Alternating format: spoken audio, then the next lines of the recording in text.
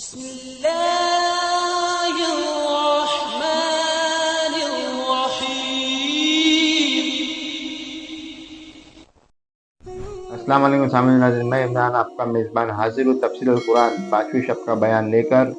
اگر آپ نے ابھی تک میرے چینل کو سبسکرائب نہیں کیا ہے تو میرے چینل کو سبسکرائب کر لیجئے اور ویڈیو کو لائک کریے، دوسرے مسلمان بھائیوں تک شیئر کیجئے۔ تو آئیے بنا کچھ دیر کیے مفتی سلمان اظہری صاحب کی زبانی تفسیر القرآن کا 5ویں شب کا بیان شروع کرتے ہیں۔ الحمدللہ وکفا وسلام علی حبیبہ المصطفیٰ، اما بعد فاعوذ باللہ من الشیطان الرجیم، بسم اللہ الرحمن الرحیم۔ ان اللہ وملائکتہ یصلون علی النبی یا ایہا الذین آمنوا صلوا علیہ وسلموا تسلیما۔ اللہم صل علی سیدنا محمد معدن الجود والکرم وآلہ واصحابہ الکرام وابنہ الکریم وبارک وسلم بحمدہ تعالی و بکرم مصطفیٰ صلی اللہ علیہ وسلم۔ آج کی شب میں قرآن عظیم کے 7 پارے مکمل ہو چکے۔ اللہ عز و جل اسی طرح مکمل قرآن عظیم کو تجوید کے ساتھ تلاوت کرنے اور آپ سب کو سماعت کرنے کی توفیق عطا فرمائے۔ سورہ مائدہ اور سورہ انعام یہ دونوں آج تلاوت ہوئی ہیں۔ اس سے پہلے والی تفسیر میں نے عرض کیا تھا مائدہ کا مطلب دسترخوان۔ اس سورے میں ایک دسترخوان کا ذکر ہے جس کی وجہ سے اس سورے کا نام ہی مائدہ ہو گیا۔ وہ کون سا دسترخوان ہے؟ سیدنا عیسیٰ روح اللہ علیہ الصلاۃ والتسلیم اپنے زمانے میں ایک دعا کرتے ہیں، اپنے مومنین امت کو لے کر دعا یوں کرتے ہیں۔ وہ دعا بھی قرآن میں آئی ہے۔ آپ نے دعا یہ کیا تھا، ربنا انزل علینا مائدۃ من السماء تکون لنا عیدا لاولنا وآخرنا وآیۃ منک۔ توجہ چاہتا ہوں، دعا کیا کیا؟ دعا میں یوں عرض کیا، اے ہمارے رب، آسمان سے تو ایک دسترخوان اتار ہمارے لیے، یعنی جنت سے ایک دسترخوان اتار، اور وہ دسترخوان کیسا ہو کہ امت کے لیے ساری چیزیں اس کے اندر میسر آ جائیں۔ دسترخوان تو سمجھ میں آتا ہے، اور رمضان میں دسترخوان نہ سمجھ میں آئے تو پھر کب سمجھ میں آئے؟ دسترخوان کے اتارنے کی دعا کس نے کی؟ عیسیٰ علیہ السلام۔ لیکن جو بات توجہ کی ہے وہ یہ ہے، عیسیٰ علیہ السلام یوں کہتے ہیں، جس دن یہ دسترخوان اترے گا تکون لنا عیدا لاولنا وآخرنا، وہ دن ہمارے اگلوں کے لیے اور ہمارے پچھلوں کے لیے عید کا دن ہوگا۔ کون سا دن؟ جس دن دسترخوان اترے۔ عقل کے اندھوں کو کون سمجھائے؟ قرآن تو کہتا ہے جس دن دسترخوان اترے وہ عید کا دن ہو سکتا ہے، اور جس دن پوری کائنات کا آقا تشریف لائے وہ 12ویں ربیع الاول کا دن عید کا کیوں نہیں ہو سکتا؟ جس کے صدقے میں سارے دسترخوان آئے، جس کے صدقے میں سارے خانے نعمت ملے۔ میرے عزیزو، یہ اہم چیز تھی، اس لیے میں نے عرض کیا کہ عیسیٰ علیہ السلام کے یہ جملے ہیں، تکون لنا عیدن عیدن لاولنا وآخرنا، ہم سے پہلے والوں کے لیے، ہمارے بعد والوں کے لیے وہ دن عید کا ہوگا جس دن دسترخوان اترے گا۔ میاں دسترخوان کے اترنے کا دن عید کا ہو سکتا ہے تو آمنہ کے لال کے آنے کا دن عید کا کیوں نہیں ہو سکتا؟ الحمدللہ ہم فخر سے یہ کہتے بھی ہیں، حشر تک ڈالیں گے ہم پیدائش مولا کی دھوم، مثل فارس نجد کے قلعے گراتے جائیں گے، خاک ہو جائیں عدو جل کر مگر ہم تو رضا، دم میں جب تک دم ہے ذکر ان کا سناتے جائیں۔ حضور پاک صلی اللہ تعالیٰ علیہ وسلم کی آمد کا تذکرہ کرنا یہ قرآن پاک سے ثابت ہے۔ بہت سارے لوگ صرف ہم سے یہ کہتے ہیں میلاد منانا کہاں سے ثابت، کہاں سے ثابت؟ اگر تھوڑی سی عقل کا استعمال کریں تو اس طرح کے اعتراضات نہیں کریں گے۔ اور جو لوگ اعتراضات کرتے تھے بیچارے سعودی ریال کی وجہ سے، اب سعودی بھی بدل چکا ہے، اب ریال نہیں آتے ہیں، اب ریال بھی نہیں آتے، انہیں ڈالر ڈھونڈنا پڑے گا یا پاؤنڈ ڈھونڈنا پڑے گا۔ ریال والا دین ختم ہو گیا، ابھی ریال والا مذہب اب سینما تھیٹر چلا رہا ہے، اب ریال والا بیچ بنا رہا ہے، ہاں جو پہلے شرک و کفر اور بدعت کے فتوے جہاں سے صادر ہوتے میرے آقا صلی اللہ تعالیٰ علیہ وسلم کی آمد کے لیے، اب تو وہاں یہ بحث ہی نہیں ہے، ڈسکس ہی نہیں ہے. حرم کے اماموں کو گونگا کر دیا گیا ہے، وہ ممبر پر کھڑے ہوں اور اتریں بس، اور کوئی کام نہیں ہے. جو ہو رہا ہے سب اچھا، کوئی تنقید تک نہیں کر سکتا. تو آج وہاں کی پرورش سے پلے ہوئے بہت سارے لوگ جو یہاں پر منڈلاتے رہتے تھے، تو ابھی جو انکم سورسز بند ہو گئے تو اب وہ شرک اور بدعت کے فتوے بھی بند ہو جائیں گے انشاءاللہ. اور کل بھی اہل سنت و جماعت یہی کہتے تھے کہ میلاد منانا میرے آقا صلی اللہ تعالیٰ علیہ وسلم کی یقیناً مستحب ہے، مستحسن ہے، ثواب کا کام ہے. جسے حضور کی آمد کی خوشی ہو وہ کرے گا، بالکل کرے گا. اور ایک اہم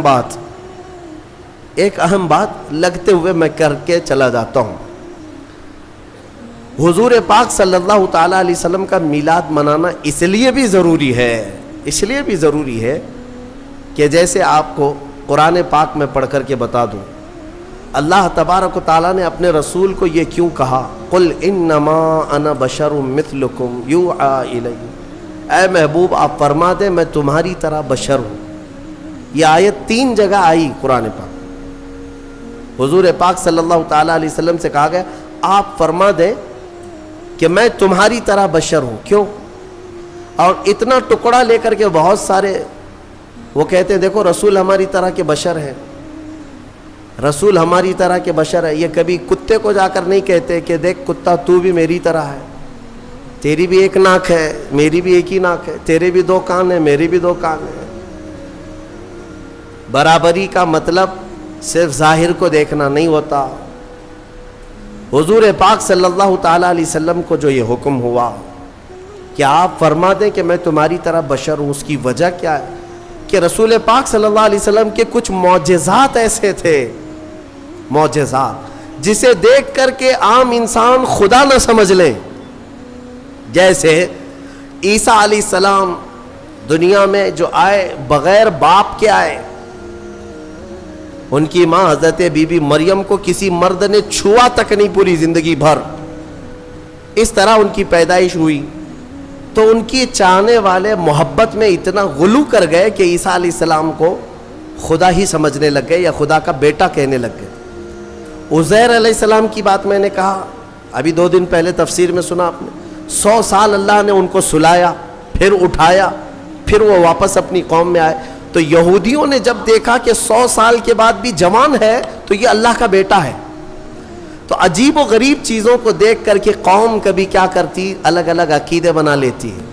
میاں وہ تو عیسیٰ علیہ السلام کا ایک معجزہ ہے، عزیر علیہ السلام کا ایک معجزہ ہے، یہاں میرے رسول کے تو پل پل معجزے ہیں، ہاں ہر گھڑی معجزے ہیں. تو یہ سارے معجزوں کو دیکھ کر کے کوئی یہ نہ کہے یہ رسول کیسا ہے، اس کی چاند پہ بھی چلتی ہے سورج پہ بھی چلتی ہے، چاند کو کہے تو پھٹ جائے، سورج کو کہے تو ڈوبنے کے بعد نکل آئے، تو یہ خدا تو نہیں ہے. تو اللہ تعالیٰ نے حکم کیا فرمایا، آئے محبوب آپ فرما دیں کہ میں تمہاری طرح بشر ہوں. یہ بات میں اس لیے عرض کر رہا ہوں کہ سنیوں یہ بات ہمیشہ کان کھول کر کے سن لینا کہ اللہ رب العزت کے ساتھ کبھی بھی ہم رسول کو شریک نہیں کر سکتے، نہ ہی نبی کا درجہ خدا تک بڑھائیں گے، کبھی نہیں. اللہ اللہ ہے، ہاں رسول پاک اس کے محبوب ہیں، خدا نہیں ہو سکتے، خدا نہیں ہو سکتے. یہ بات ہمیشہ یاد رکھنا. اور جو لوگ تم کو یہ الزام لگاتے ہیں کہ تم نبی کو خدا کے برابر کہتے ہو، خدا کے برابر تم نبی کو بنا لیتے ہو، یعنی جیسے اللہ کو مانتے ہو ویسے رسول کو بھی مانتے ہو، دونوں کو برابر مانتے ہو، ان کے لیے یہ جواب ہے کہ ہم میلاد مناتے ہیں. کیوں؟ میلاد اس کی منائی جاتی ہے جو پیدا ہوتا ہے، اور رسول پیدا ہوئے. خدا کی کبھی میلاد منائی؟ کیوں؟ خدا کبھی پیدا نہیں ہوا. لم یلد ولم یولد ہمارا عقیدہ ہے، نہ وہ پیدا ہوا ہے کسی سے اور نہ اس سے کوئی پیدا ہوگا.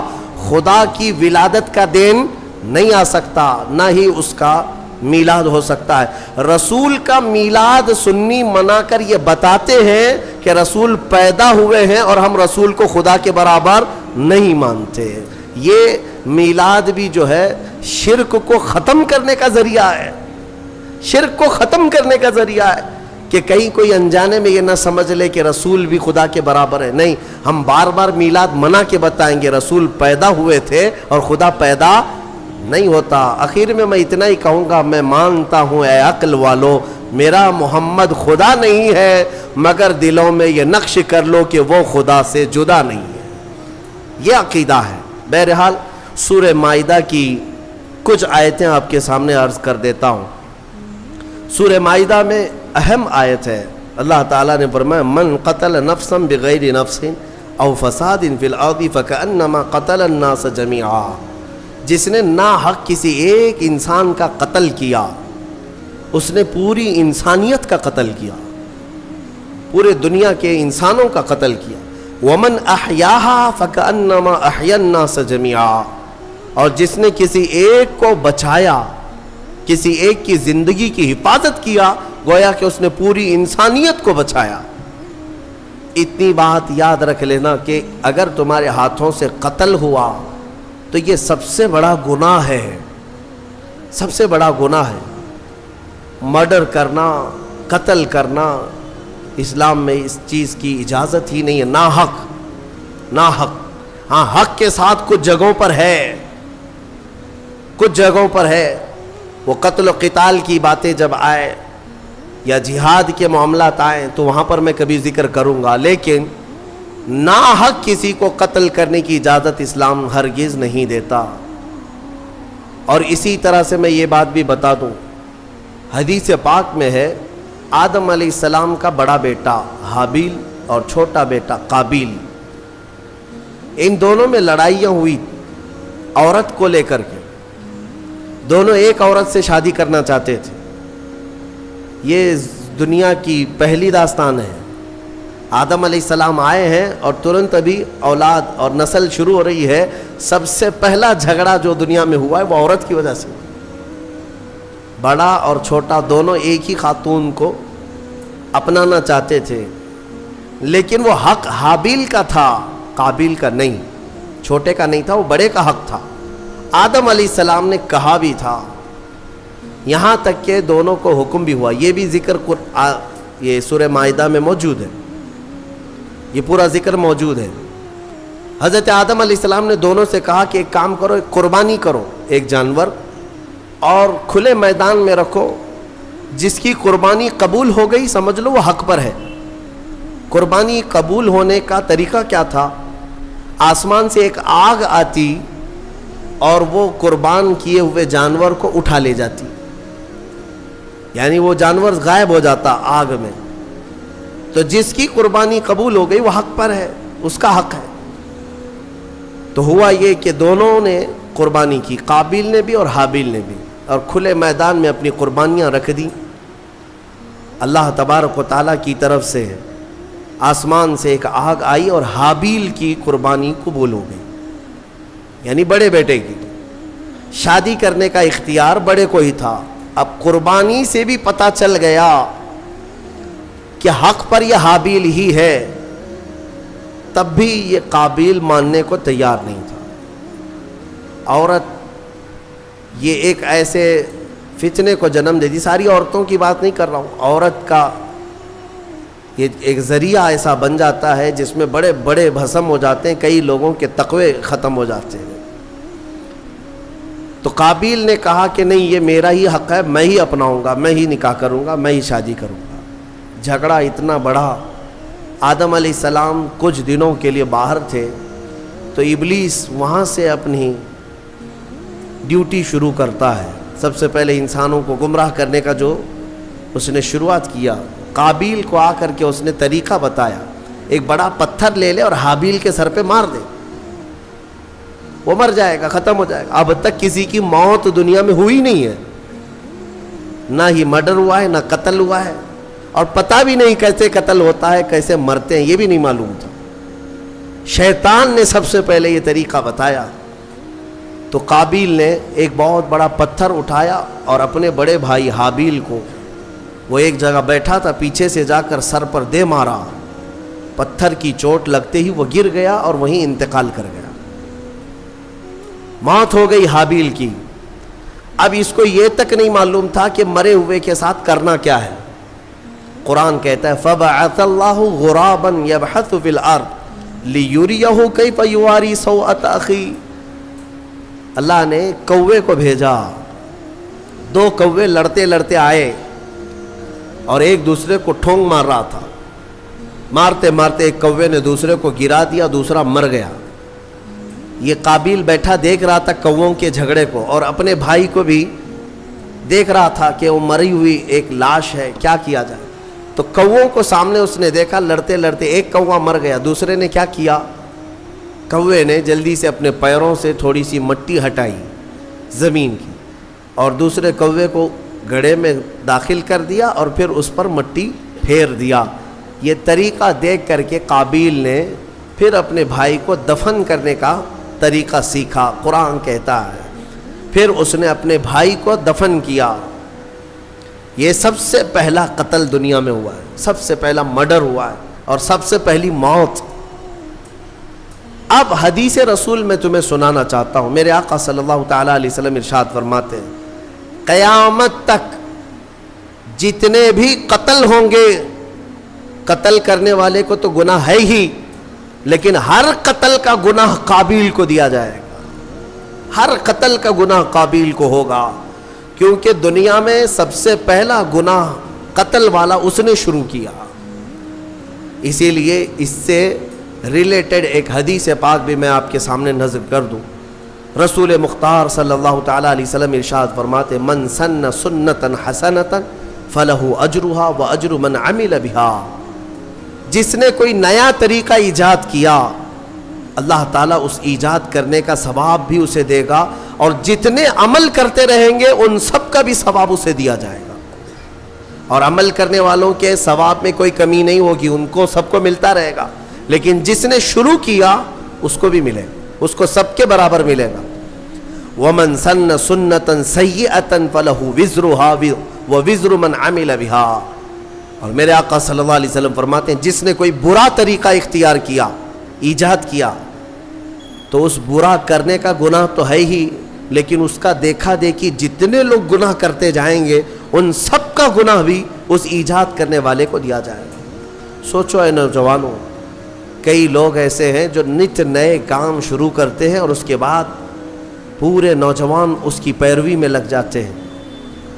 تم کیا سمجھتے ہو کہ آج تم بے ستر ہو کر کے گھومنے لگے، کپڑے پھاڑ کر کے ستر دکھا کر کے گھومنے لگے تو تم تو یہ سوچتے ہو یہ فیشن ہے، لیکن تمہیں اندازہ نہیں کتنے بچے اس کی نقل کرتے ہیں۔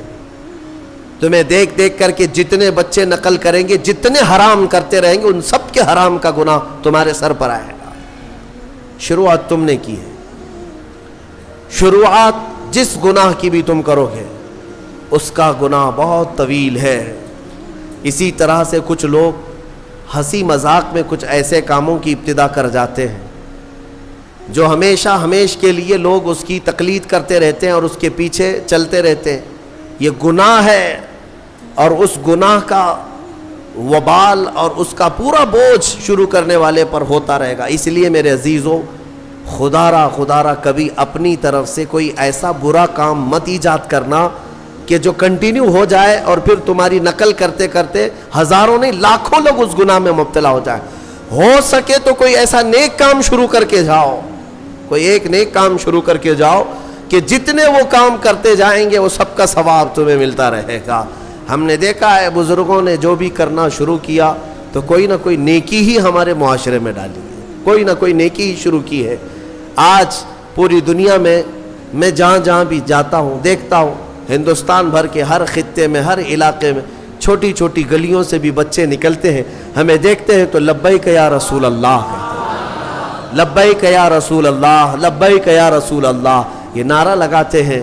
اس نعرے کو دینے والا ایک مرد قلندر خادم حسین رضوی تھا۔ سب کو پتہ ہے، دنیا جانتی ہے، ایک نئے کام کی ابتدا کیا تھا اور وہ تو قبر میں سو رہا ہے. لاکھوں جو نعرہ لگاتے ہیں سب کا ثواب اس کی قبر میں پہنچتا رہے گا.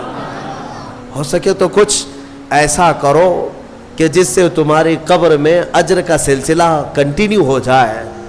ایسا نہیں کہ گناہوں کی شروعات کر دیا. نعوذ باللہ من ذالک. کئی نوجوانوں کو ہم نے دیکھا کہ ان کو جو کچھ بھی ملا ہے، ارے بڑے پڑھے لکھے نوجوان، ان کی پوری راتیں، ان کا پورا دن ٹک ٹاک پہ گزرتا رہا ہے، مجرے کرنے میں، ننگے ہونے میں، نئے نئے کام شروع کرنے میں. ایسے ایسے نوجوانوں کو دیکھا جو مخنث بننا پسند کرے، ہجڑا بننا پسند کرتے ہیں، صرف لوگوں کو ہنسانے کے لیے، دکھانے کے لیے. مرد عورتوں کا لباس پہن کر کے، عورتیں مردوں کا لباس پہن کر کے ناچ کر کے دکھائے. ہم نے پوچھا یہ کیا ہے، اس سے ہوتا کیا ہے؟ کہا بس منورنجن ہے. کہا پھر تیار رہو قبر میں سارے منورنجن کے لیے. جتنوں کو تم نے تباہ و برباد کیا، جتنوں کے اخلاق کو تم نے ختم کیا، ان سب کا بھی وبال تمہارے اوپر ہوگا. حدیث رسول ہے برے کام کی ابتدا تم سے نہ ہونے پائے. کوشش یہ کرو کہ تم راستہ چلو تو بچے تمہیں دیکھ رہے ہوتے ہیں اور یہ سب نقل کریں گے، ایڈاپٹ کریں گے، ہر چیز کو کیپچر کرتے ہیں. تو کوشش یہ کرو کہ ہماری اچھی چیزیں ان بچوں میں منتقل ہو جائیں، برائیاں نہیں. اللہ تبارک و تعالی برائیاں ایجاد کرنے کی بجائے ہمیں اچھائیوں کی ایجاد کرنے کی توفیق عطا فرمائے. میں نے جو آیت ذکر کی آپ کے سامنے، جس نے ایک قتل کیا اس نے پوری دنیا کا قتل کیا. اس تفسیر میں ایک بہت ہی پیاری حکایت مولا علی کرم اللہ وجہہ الکریم کے متعلق ملتی ہے. حضرت علی کے زمانے میں ایک ایسا معاملہ پیش آیا، ایک آدمی کا مرڈر ہو گیا، قتل ہو گیا ہے، چاقو وہاں پڑی ہے، خون میں وہ لت پت ہے، اور اس کے قریب ایک آدمی کھڑا تھا. پولیس گزر رہی تھی، اس زمانے کی جو پولیس رہی ہو. حضرت علی رضی اللہ تعالیٰ عنہ کے جو عمال تھے وہ گزر رہے تھے. سپاہی دیکھا ایک آدمی کا قتل ہوا ہے، تازہ خون بہ رہا ہے، چھری ہے، اور ایک آدمی ہے وہاں پر. اس کو پکڑ لیا، وہی قاتل، کوئی اور تھا ہی نہیں، آس پاس کوئی نہیں تھا. اس کو پکڑ لیا. وہ اس وقت اس لیے پکڑا کہ ظاہری حالات تو یہی بتا رہے تھے کہ وہ قاتل ہے. یہ اس زمانے کی بات ہے. یہاں تو ایسا ہے کہ دلی میں ہو جائے تو یہاں کرناٹک میں آ کے اٹھا لے جائیں گے. یہاں تو کوئی مسئلہ نہیں ہے کہ کہیں سے بھی کوئی بھی چاہے نشان نہ ملے اٹھایا جا سکتا ہے. لیکن اس وقت حالات ایسے تھے کہ قاتل جو ہے کوئی نظر نہیں آیا سوائے اس ایک آدمی کے. اس کو پکڑ کر لایا گیا حضرت علی کرم اللہ وجہہ الکریم کی بارگاہ میں. تو پھر وہاں پر فیصلے میں ثابت ہو گیا کہ اسی نے قتل کیا، کیونکہ سپاہی جو تھے وہ گواہی دے رہے تھے کہ ہم نے اس کو دیکھا ہے، رنگے ہاتھوں پکڑا ہے، اس کے جسم پر خون کے دھبے بھی تھے، اور کون ہوگا. تو بہرحال حضرت علی نے فیصلہ سنایا کہ قاتل ہے، اس کی سزا قتل ہے، قصاص میں قتل ہوگا. اب اس کو پھانسی پر چڑھایا جا رہا تھا. تھوڑی دیر گزری تھی کہ عدالت میں ایک شخص دوڑتا دوڑتا آیا، اور آیا اس نے کہا کہ امیر المومنین وہ شخص ناحق مارا جا رہا ہے، وہ پھانسی پر چڑھ رہا ہے ناحق، وہ قاتل نہیں ہے، آپ اسے چھوڑ دیں، آزاد کر دیں. حضرت علی نے پوچھا پھر قاتل کون ہے؟ اس نے کہا میں ہوں، میں نے قتل کیا، لیکن میں وہاں سے ایسے غائب ہو گیا تھا کہ یہ شخص موجود تھا، اس نے چھری بھی اٹھائی اور اس کے ہاتھ پیر خون سے لال بھی تھے، لیکن اصل میں مجرم ہوں، اسے چھوڑ دیں. مجھے اس پر ترس آ گیا کہ ناحق وہ مارا جا رہا ہے، اس لیے میں حاضر ہو گیا، اسے چھوڑ دیں. حضرت علی نے اسے چھوڑ دیا. اب جو اصلی قاتل تھا اسے پکڑا گیا، اس کو لایا گیا. اب ظاہر سی بات ہے اب یہ اقبالی مجرم ہے، اقراری مجرم ہے. تو اس کو جب سزا سنائی جا رہی تھی تو حضرت امام حسن رضی اللہ تعالیٰ حضرت علی کے صاحبزادے، عمر اس وقت جو بھی رہی وہ جوان تھے، آئے دربار میں، کہا کہ امیر المومنین اس شخص کو بھی آزاد کر دیجیے. اس شخص کو بھی آزاد کر دیجئے, آپ معاف کر دیجئے. کہا کیسے, ایک قاتل کو کیسے آزاد کیا جا سکتا ہے؟ تب حضرت امام حسن نے اسی آیت سے استدلال کیا, دلیل میں یہ آیت پیش کیا. ابا جان کیا ہم نے قرآن میں یہ نہیں پڑھا؟ اللہ تعالیٰ فرماتا ہے جس نے کسی ایک کا قتل کیا گویا کہ اس نے پوری انسانیت کا قتل کیا, تو قاتل کو سزا تو ہونی ہے.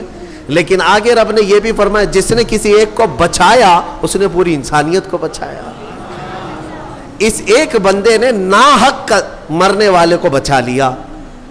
آپ کے ہاتھوں وہ پھانسی پر چڑھ جاتا, ناحق مرتا, اس کو اس نے بچایا. اس بچانے کی وجہ سے اس کو آپ آزاد کرتے. فیصلے میں اس شخص کو آزاد کیا گیا. میرے عزیزوں, یہ آیت کریمہ سے میں یہ بتانا چاہوں گا کہ الحمدللہ اسلام نہ کبھی آتنک, نہ دہشت, نہ ٹیرر جیسے الفاظ کا اپیوگ کرتا ہے, استعمال کرتا ہے, اور نہ ہی ہم نے کبھی اپنی ڈکشنریوں میں اس کو دیکھا ہے. قتل اور ڈرانا دھمکانا یہ دنیا کے حصے میں ہے, اسلام کے دامن میں نہیں ہے. الحمدللہ یہ ہو کیا رہا ہے, ہمارے لوگ پڑھے لکھے کم ہیں اور جو میڈیا بتا دے اس کو آمنا صدقنا کر جاتے ہیں. ہاں صبح سے شام تک یہ بھونک رہے ہیں صحیح ہوگا, دیکھ کر کے کچھ لوگوں کو ایسا لگنے لگا ہے کہ ہاں یہ صحیح ہوگا. ان کا کام یہ ہے کہ ایک جھوٹ کو 100 بار بولتے جائیں. میاں یہ میڈیا کب بکرے کو کتا بنائے اور کب کتے کو بلی بنائے تمہیں کچھ نہیں پتا چلے گا, تم تو مانتے رہ جاؤ گے. آپ نے سنا ہوگا نا, ایک شخص بازار سے بکرا خریدا, 3 لوگوں نے طے کر لیا تھا کہ اس کو ہڑپنا ہے, لیکن پلاننگ کیسے کی تھی؟ 4 لوگ تھے, یہ چاروں ٹھگیوں نے برابر فاصلے پہ راستے میں کھڑے ہو گئے. بکرا خریدا ہے بیچارہ بھولا آدمی, لے جا رہا ہے گھر پہ. پہلا والا اس سے کہتا میاں کتا کتنے کا خریدے؟ جھگڑنے لگ گیا کہ بیوقوف ہے, کتا لگ رہا ہے تجھ کو, یہ بکرا ہے, مارکیٹ سے ابھی خرید لایا ہوں, آنکھیں ہیں یہ کیا ہے تیری؟ بہت جھگڑا کیا. بہرحال پہلا والا تو چلا گیا. آگے وہ چلا, تھوڑی دیر کے بعد راستے میں دوسرا والا تھا, وہ بھی انجان بن کے کھڑا تھا. گزرتے اس نے کہا میاں کتا تو بڑا اچھا ہے تمہارا. سیم ورڈ, سیم وہی بات کہا. تو پھر اس کو غصہ آیا کہ بھائی یہ کتا کیوں کہہ رہے ہو, بکرا ہے. لیکن دل میں تھوڑا سا ہونے لگا, پہلا والا بھی بولا, یہ دوسرا والا بھی بولا. اس کے بعد پھر اس سے بھی تھوڑا تو جھگڑا ہوا, آگے بڑھا, تیسرا بھی برابر پوائنٹ پہ کھڑا تھا. ایک دوسرے کی کوئی شکل ملتی جلتی نہیں ہے, لباس نہیں ہے, راستہ الگ ہے. تیسرا بھی ملا اور کہا میاں کتا کتنے کا خریدے؟ بہت اچھا کتا ہے. اب اس کا شک بڑھ گیا, میری آنکھیں تو کہیں اندھی نہیں ہے, میں بکرا لایا تھا کہ کتا لایا؟ وہ ٹٹول کر کے دیکھنے لگا, کہیں دھوکہ مجھے تو نہیں ہو رہا ہے. ایسا کیسے ہو سکتا ہے کہ 3 لوگ وہ بھی راستے میں الگ الگ, سب کتا ہی بول رہے ہیں, بکرا نہیں کہہ رہے. اس کو بہت دل میں یہ ملال ہونے لگا کہ مجھے میری آنکھوں میں کچھ ہو گیا ہے. آگے گھر قریب تھا کہ چوتھے نے آخری کیل ٹھونک دی. چوتھے نے کہا میاں کتا تو بہت اچھا ہے, آپ کا کتنے کا کتا خریدے؟ اب بیچارہ وہ بکرا چھوڑ کر بھاگا. نہیں مجھ سے ہی غلطی ہوئی ہے, ایک آدمی بولتا, 2 بولتے, یہ 4 لوگ اس کو کتا ہی بول رہے ہیں. یہ بکرا نہیں ہے, کتا ہے. یہ ساری میڈیا اسی طرح کتا بنا رہے ہیں, اسی طرح کتا بنا رہے ہیں. تمہارے پاس بکرا ہے, لیکن بار بار جب کتا کتا کہا جاتا ہے تو لگنے لگتا ہے کہ کہیں ایسا تو نہیں ہے کہ میرے پاس بکرا نہیں ہے. میرے عزیزوں ایک بات یاد رکھنا, یہ دن میں 100 مرتبہ تسبیح پڑھیں تمہارے لیے, تمہارے خلاف, تب بھی قرآن کہتا ہے کہ ایمان والے استقامت والے ہوتے ہیں. استقامت, ہاں ان پر تو بجلیاں گرے کہ پہاڑ گرے, یہ ٹس سے مس نہیں ہوگا. بلکہ مومن کا عقیدہ یہ ہے کہ اللہ ایک ہے, محمد سچے رسول ہیں, اور اسلام پر اس کا کوئی شک نہ ہو. تو بہرحال میں جو بات عرض کر رہا تھا وہ یہ ہے کہ قتل کے معاملات کو لے کر جو پروپیگنڈا پھیلایا جاتا ہے, اگر میں آنکڑے رکھوں نا, تعداد رکھوں, تو حیرت میں آنکھیں پھٹی رہ جائیں گی. حضور پاک صلی اللہ تعالیٰ علیہ وسلم کے کل جو غزوات ہوئے ہیں نا، جنگیں 17 ہیں. حضور نے 10 سال میں کتنی جنگوں میں شرکت کی؟ 17. اور پورے ٹوٹل 17 جنگوں میں کتنے لوگ مرے تھے؟ کتنے لوگ پورے ٹوٹل 17 جنگوں میں، 17 غزوات میں جو مخالف پارٹی کے لوگ مرے ہیں ان کی کل تعداد 248. ٹوٹل کتنی؟ 250 کے قریب 10 سال کے اندر مرے ہیں. 10 سال کے 250 پوری کاؤنٹ کریں گے. اب آؤ میں تمہیں بتاتا ہوں، یہ دنیا کو جو امن کا پاٹھ پڑھاتے ہیں، world war first, world war second, جو دنیا کی سب سے بڑی جنگیں ہوئی ہیں نا، دنیا کی جنگ عظیم، پہلی جنگ عظیم، دوسری جنگ عظیم، کتنے مارے گئے اس میں پتہ ہے آپ کو؟ ورلڈ وار فرسٹ جو 1920 کے قریب تھی، اس میں 3 کروڑ لوگ مارے گئے تھے، 3 کروڑ. اور ورلڈ وار سیکنڈ میں 5 کروڑ لوگ اتنے مارے گئے ہیں، اور یہاں 250. اور اسلام پھر بھی قتل والا ہے. انہوں نے لاشوں کے انبار لگا دیے ہیں پوری دنیا میں. آپ کو پتہ ہے آج صرف 10 سال ہونے کو آ گئے، ملک شام میں 8 لاکھ لوگ مارے جا چکے ان کی جنگوں میں. 8 لاکھ لوگ. عراق میں بھی وہی، یمن میں بھی وہی، افغانستان میں بھی وہی. پوری دنیا میں لاشوں کا انبار بچھایا ہے امریکہ نے اور اس کے اتحادی فوجوں نے. لیکن کبھی یہ نہیں کہا جاتا کہ وہ ٹیررسٹ ہیں، یہ نہیں کہا جاتا. یہ جہاں اترتے ہیں بموں سے مار مار کر پوری زمینوں کو بنجر کر ڈالتے ہیں. عراق میں اگر آپ کو جانا ہوگا، آپ دیکھنا 15-20 سال پہلے کی بات میں بتا رہا ہوں، ایک بڑا گراؤنڈ تھا، باغیچہ تھا، اور اب ہم وہاں جا کر دیکھتے ہیں تو پورا باغیچہ قبرستان ہے. پیر رکھنے کی جگہ نہیں، اتنی قبریں ہیں وہاں. پورا میدان قبروں سے بھر گیا ہے. نئے نئے میدان تو انہوں نے قبرستان میں بدل دیے. اے مسلمانوں ذرا مطالعہ کرو، دنیا یہی ٹھگی بنا رہی، یہ ٹھگی ہے. خود کا دامن ناپاک ہے، قتل سے ان کے خون، ان کے ہاتھ رنگے ہیں، لیکن دنیا اسلام کو اور مسلمانوں کو قاتل بتانے میں کوئی شوشہ نہیں چھوڑتی، کوئی شوشہ نہیں چھوڑتی. الحمدللہ یہاں دین اسلام میں جانوروں کو بھی مارنے کا حکم نہیں ہے. ہاں یہ بات یاد رکھ لیں، ہر چیز کا حساب ہونا ہے. جو قتل ہوئے جنگوں میں وہ ظاہر سی بات ہے، وہ اصول تھے کہ جس نے تلوار اٹھایا اس کے خلاف جنگ تھی، باقی کسی کے لیے نہیں. گھر میں بیٹھے ہوئے آدمی کو جا کے مارنے کا حکم نہیں ہے. کسی پر جا کر اٹیک کرنا، سوسائڈ بم لگانا، یہ اسلام کے طریقے ہے ہی نہیں. لہٰذا اس تھیوری کو ہمیشہ سمجھا کریں. دنیا جو پڑھا رہی ہے وہ غلط ہے. قتل کے ساری داستانیں انہوں نے لکھی ہیں، اسلام کا دامن اس سے پاک ہے الحمدللہ. قتل کی یا مرڈر کی تعلیم اسلام نہیں دیتا. ہاں چند جماعتیں جو ابھی پوری دنیا میں مسلمان نام سے پنپتی ہیں، میں یقین کے ساتھ کہتا ہوں ان کا اسلام سے کوئی تعلق نہیں. چاہے وہ IS ہو یا پھر لشکر یا کوئی دوسری تنظیمیں جو ناحق مسلمانوں کا خون بہاتی ہیں یا ناحق کسی پر اٹیک کرتی ہیں. اسلام کا یہ طریقہ کار ہے ہی نہیں، اور یہ حقیقت میں انہی کے پالے ہوئے لوگ ہیں، انہی کے پالے ہوئے لوگ. ہم نے عراق میں سنا بھی ہے، معلوم بھی کیا ہے یہ آئے کہاں سے تھے. یہ IS اور داعش، یہ سب کے سب انہی یہودیوں اور امریکہ کے پیدا کیے ہوئی جماعتیں تھیں. ان کو سپورٹ وہیں سے تھا. باقی ایک بات میں آپ کو بتا دیتا ہوں، ایک عیسائی پادری گزر رہا تھا اپنی 2 بیٹیوں کے ساتھ کار میں. توجہ چاہتا ہوں، بہت اہم بات ہے. وہ کار میں جا رہا تھا اور کچھ گن لے کر کے کھڑے تھے. گن لے کر کے، بڑی بڑی داڑیاں تھی، اسلامی لباس تھا، اور وہ جس کو دیکھو اس کو مار رہے تھے راستے میں. بیچ راستے میں اس عیسائی پادری کو بھی روک دیا انہوں نے.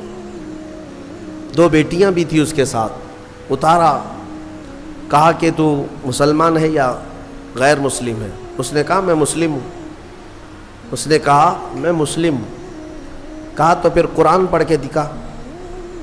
تو اس نے پڑھنا شروع کیا, بائبل پڑھا اس نے, عربی میں جو بائبل تھی وہ پڑھا. پڑھنے کے بعد انہوں نے کہا ٹھیک ہے جاؤ, تمہارا راستہ ٹھیک ہے, کلیئر ہے. وہ آگے چل پڑا. اس کی بیٹیاں پوچھنے لگی بابا آپ کو تو قرآن آتا نہیں, اب تو بائبل پڑھے اس کے سامنے. اس عیسائی نے کہا بیٹا میرا یقین ہے قرآن کا پڑھا ہوا اگر ہوتا تو ایسا ظالم کبھی نہیں ہوتا. اس کو قرآن آتا ہی نہیں, مجھے یقین تھا. اور قرآن اگر آتا تو ایسا ظالم نہیں بنتا کہ راستے میں کھڑے ہو کر ناحق لوگوں کا قتل کر رہا ہوتا. یہ عیسائیوں کا بھی یقین ہے کہ قرآن کا سمجھنے والا کبھی قاتل نہیں ہوتا, ظالم نہیں ہوتا. اللہ تبارک و تعالیٰ اس ظلم کی دنیا سے ہمیں آزاد فرمائے. اخیر میں سورہ انعام کی ایک آیت ذکر کر کے میں اپنی گفتگو کو سمیٹتا ہوں. اللہ تعالیٰ نے قرآن میں فرمایا, سورہ انعام میں بڑی حوصلہ افزا آیت ہے, وَمَا مِن دَابَّةٍ فِي الْأَرْضِ وَلَا طَائِرٍ يَطِيرُ بِجَنَاحِهِ. اللہ تعالیٰ نے فرمایا اِلَّا أُمَمٌ أَمْثَالُكُمْ مَا فَرَّطْنَا فِي الْكِتَابِ مِن شَيْءٍ ثُمَّ إِلَىٰ رَبِّهِمْ تُحْشَرُونَ. مَا فَرَّطْنَا فِي الْكِتَابِ مِن شَيْءٍ. اللہ تبارک و تعالیٰ فرماتا ہے پوری زمین میں کوئی رینگنے والا جانور ایسا نہیں, یا آسمان میں اڑنے والا کوئی پرندہ ایسا نہیں کہ ان کی اللہ نے جماعت کی جماعتیں نہ بنائی ہو, اور سب کا رزق اللہ نے اپنے ذمے لیا ہے, اور تم سب کو اللہ کے حضور لوٹایا جائے گا, سب کو اللہ کی طرف لوٹایا جانا ہے. اب رزق کا جو معاملہ ہے اس کو میں کہتا ہوں, سوراخ میں رہنے والی چونٹیوں کو بھی اللہ تعالیٰ رزق پہنچاتا ہے, آسمان میں اڑنے والے پرندوں کو بھی اللہ رزق پہنچاتا ہے. بعض جاہل جو ہے رمضان سے پہلے اس طرح کی باتیں کرتے ہیں, ان کا اسلام سے تعلق نہیں یا پڑھے لکھے نہیں ہیں. وہ کہتے ہیں کہ رمضان میں لوڈ شیڈنگ ہوتی ہے. لوڈ شیڈنگ کا مطلب خزانے میں بچت کے لیے مسلمانوں کو بھوکا رکھا جاتا ہے کہ صبح بھی مت کھاؤ, دوپہر میں بھی مت کھاؤ, شام تک بھوکے رہو تاکہ اللہ کے رزق کے خزانے میں تھوڑی بچت ہو جائے. ظالموں تمہیں کیا پتا کہ رب تبارک و تعالیٰ کے رزق کے خزانے کتنے وسیع ہیں, تمہیں پتا ہے؟ اس کے لیے ایک مثال میں دے دیتا ہوں. سلیمان علیہ السلام کو اللہ نے پوری دنیا کی بادشاہت دی تھی, ہواؤں کو بھی اللہ نے ان کے تابع بنایا تھا. ایک دن حضرت سلیمان علیہ السلام نے اللہ کی بارگاہ میں یوں عرض کیا کہ مولا ایک دن میں تیری ساری مخلوق کی دعوت کرنا چاہتا ہوں, اپنی طرف سے ساری مخلوق تیری جتنے بھی ہیں سب کو میں ایک دن کھلانا چاہتا ہوں. اس میں پرندے بھی, کیڑے بھی, جانور بھی, جنات بھی, مچھلیاں بھی, انسان بھی, ساری مخلوق جو جو کھاتے ہیں سب کو ایک دن میری طرف سے دعوت. اللہ تعالیٰ نے فرمایا ٹھیک ہے سلیمان تم کھلاؤ. اب سنو, حضرت سلیمان علیہ السلام سمندر کے کنارے بہت بڑی زمین, جہاں تک نظر ڈالو خالی زمین تھی, اس کو منتخب کیا اور 1 مہینے سے وہاں تیاری شروع ہو گئی. ہر طرح کے کھانے وہاں پر جمع کیے جانے لگے, اناج سب کے الگ الگ, پرندوں کے الگ, جانوروں کے الگ, جنات کے الگ, مچھلیوں کے الگ, جس کا جو رزق چلتا تھا. دنیا میں جتنے لوگ ہیں سب کی دعوت تھی ایک دن, اور پکایا بھی جا رہا تھا. وہ اللہ کے نبی تھے اور پکاتے رہے, اور جس دن دعوت کا آیا نا اعلان ہو گیا تھا کہ سارے لوگ آج اللہ کے نبی سلیمان علیہ السلام کے ہاں کھانے کے لیے چلیں گے. تو ابھی دوپہر کے وقت دعوت تھی, صبح کے وقت یعنی دوپہر سے پہلے سمندر سے ویل مچھلی جو ہوتی باہر نکلی. کہا کہ اے اللہ کے نبی میرا حصہ مجھے دے دیجیے. کہا ابھی وقت ہے, سارے آئیں گے تب تیرا حصہ بھی دے دیا جائے گا. اس نے کہا میں بھوکی ہوں, میرا حصہ مجھے پہلے دے دیا جائے. سلیمان علیہ السلام نے کہا کہ ٹھیک ہے تیرا حصہ تو کھا لے. اس ویل مچھلی نے منہ کھولا اور سارا کھانا ایک ہی ساتھ کھا گئی. جتنا بچا پکا تھا, جتنا بنا تھا پورا کھا گئی, ایک لقمے میں نگل گئی اور اندر چلی گئی. اور باقی مخلوق جو دعوت میں آنے والی ہے سب کا دھرا کا دھرا رہ گیا, کچھ بھی نہیں ہے. اللہ کے نبی سلیمان علیہ السلام نے عرض کیا اے مولا میں تو ساری مخلوق کو کھلانے کا انتظام کر رہا تھا, یہ تو ایک مچھلی کھا گئی. रब ताला फरमाता ऐ सुलेमान उस मछली को इस तरह के दिन में 3 बार मैं लुक़मे दिया करता हूं और वो एक नहीं, समंदर में लाखों की तादाद में उसके बराबर मछलियां हैं, उन सबको मैं दिन में इतने लुक़मे देता हूं और बाकी मखलूक तो बाकी मखलूक है। मेरे अजीज़ों, अंदाज़ा कर सकते हो उसकी रिज़्क़ की वसात क्या है, उसके ख़जाने की वसात क्या है। रमज़ान लोड शेडिंग के लिए नहीं है, ये तुम्हारे तक़वे के लिए है, तुम्हारी बीमारियों को दूर करने के लिए है। लेकिन इतनी बात याद रखना कि अल्लाह तबारक व तआला हम सब के रिज़्क़ का मालिक है और रिज़्क़ की फ़िक्र करने का तुम्हें हुक्म नहीं दिया गया, वो रिज़्क़ तुम्हें मिलकर रहेगा। तुम रज़ाक़ की रज़ा का ख्याल करो, रिज़्क़ वैसे ही पहुंचा दिया जाएगा। इकबाल ने यही कहा कि रिज़्क़ की तो फ़िक्र है और रज़ाक़ को भूल गया इंसान। और हज़रत अली फरमाते हैं ला तुकस्सिर हम्मक मा क़ुद्दिर यकून, अपनी फ़िक्रों को बहुत ज़्यादा मत कर, जो मुक़द्दर में है वो मिल के रहेगा। तुम रिज़्क़ की खातिर नमाजें भी छोड़ रहे हो, कुरान भी छोड़ रहे हो, तरावी भी छोड़ रहे हो, नहीं दुकान में बैठना पड़ता है। तुमको ऐसा लगता है कि सारा रिज़्क़ तुम्हारा दुकान ही देता है, सारा रिज़्क़ तुम्हारी जॉब ही देती है। अगर अल्लाह बंद कर दे एक दरवाज़ा, पूरी दुनिया मिलकर के दरवाज़ा नहीं खोल सकेगी। वो मालिक है, वो रज़ाक़ है। लिहाजा तुम रिज़्क़ के लिए तलाश से पहले अल्लाह की रज़ा और रज़ाक़ की रज़ा की तरफ आओ, रिज़्क़ के ख़जाने और दरवाज़े अल्लाह वैसे ही कुशादा फरमाएगा। मौला करीम मोहताजी से हमारी हिफाजत फरमाए।